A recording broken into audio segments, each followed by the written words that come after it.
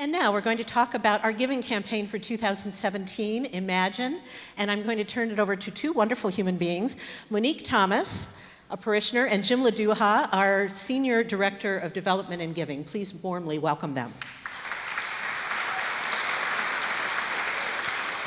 Thank you, Christina.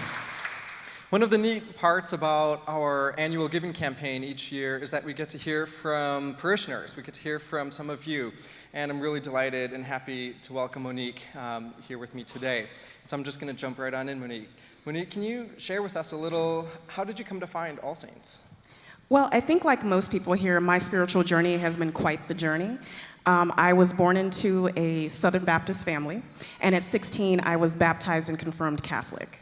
And even at that age, there was a little bit of a disconnect between the church and I. We weren't seeing things eye to eye. And this was never more pronounced than in my catechism class, my confirmation class at 16.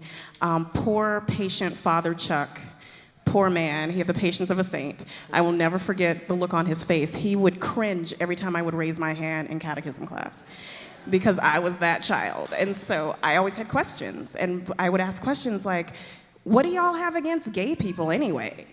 Or, so the church gets to dictate my reproductive rights. Or the other question, why can't women be priests? So what you're saying is, I'm not fit to preach the word of God because I'm a girl?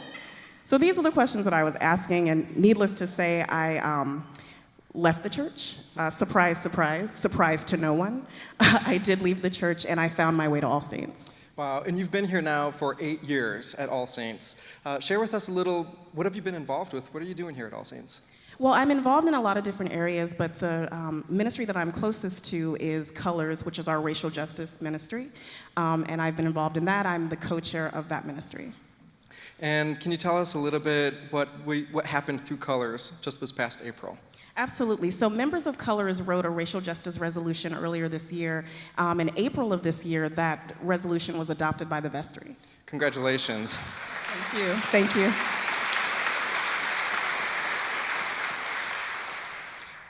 Let's look forward a little bit. About this coming year, what are you excited for? I am just over the moon excited about the arrival of our new rector-elect, Mike Hinman. I'm so excited.